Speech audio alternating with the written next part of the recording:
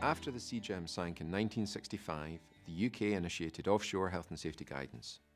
After that, the health and safety regime moved on in relation to both on and offshore employment due to the Health and Safety at Work Act 1974. That didn't really affect the offshore oil and gas sector as much as it did the onshore sector until after Piper Alpha on 6 July 1988 and the findings of Lord Cullen's inquiry after that. Of course, there were 167 people killed in the Piper disaster,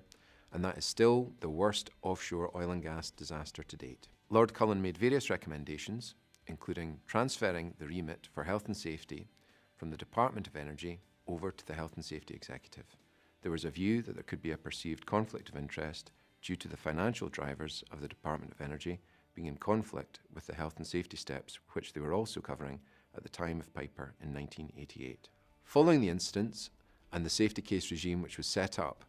I would say that a principal part of that changed from a prescriptive regulation, which was in place as a result of the CGEM incident, to a more goal-based health and safety regime. This goal-based regime has continued in force, and the safety case regime which follows has also had a huge effect in relation to the safe workings of offshore oil and gas work in the North Sea and now west of Shetland.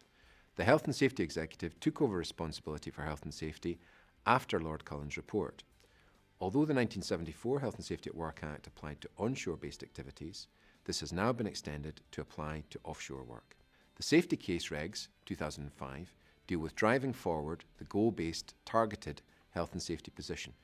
and it is all about taking steps to identify risk, deal with those risks, and use modern technology and methodology to control those risks to a level which is as low as reasonably practicable. ALARP. This terminology is commonly used in the offshore oil and gas sector, and having done my offshore survival ticket, that is certainly an important part which the trainers were keen to stress.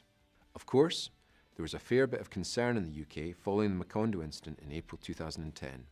The UK government, Oil and Gas UK, and various other organisations looked at the Mackay incident and what lessons could be learned from that. In addition, the European community, through the Commission, looked at this and they took the view that given the disastrous effects of the incident and oil spill, it was important for there to be pan-European legal measures to cover the risk of this happening in Europe, particularly with the risk of a major oil spill going beyond national boundaries. For example, drilling off the coast of Scotland could affect not just the Scottish coast, but there was a fear that a significant spill could spill all the way across to other countries, for example, Denmark, Germany, or Holland. There has been substantial comment and review of this, and the UK carried out various studies, particularly with the assistance of Oil and Gas UK. The European Commission confirmed that they were of the view that the UK does have a sufficiently robust system, and they do class it as one of the best systems in the world. Although the system is quite different from the Norwegian system, the European community were of the view that the systems in both UK and Norway were fit for purpose,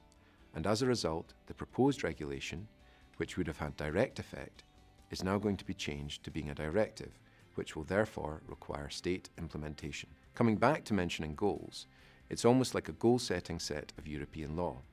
So basically, the European community will set out goals to be achieved and then leave the state to implement those goals. The intention is that these will follow the current goal-setting regime as we currently have with the Health and Safety Executive, and we will then be able to continue with them doing the good work that they do alongside industry in driving standards forward. We will know more about this in the autumn of 2013, and the European community will publish further direction and measures in relation to the goals to be achieved. Looking forward, we obviously have fairly ageing equipment in the UK continental shelf, but I think it's important for people to realise that at the time these rigs were being built and installed, the North Sea was at the forefront or frontier of offshore oil and gas development. Although there had been drilling in the Gulf of Mexico, the conditions there were far calmer and the water far shallower than the North Sea. I would think and suggest that due to the engineering and due to the concerns about having very robust, strong, safe equipment, the new rigs, as they were throughout the late 70s and through the 80s, are possibly over-engineered, and although these rigs were only put in situ with the idea of them operating for, say, 20 or so years, if they are maintained properly, and if appropriate steps are taken to monitor how these pieces of equipment are aging, with modifications made in order to keep them in good working order, there is no reason why they cannot continue to be used for a good bit yet. New technology is also pretty important, as it's now possible to use directional drilling and other modern subsea technology to harness previously untapped reserves using existing topside structures and existing pipeline infrastructure. Looking forward, as I mentioned earlier, I would say that a good bit of the ongoing health and safety work will concentrate upon making sure that the existing infrastructure is and remains fit for purpose and safe, not only in relation to health and safety matters, but also with regard to potential release of hydrocarbons, whether by way of gas leak or oil spill, either from the installation itself or from pipelines. The continued investment in the North Sea is ongoing, and new operators are seeking the opportunities and taking over from the majors or more established operators, taking on these assets and, of course, taking on responsibility for risk and liability. That further investment is great, not just for Aberdeen and Scotland, but for the UK as a whole.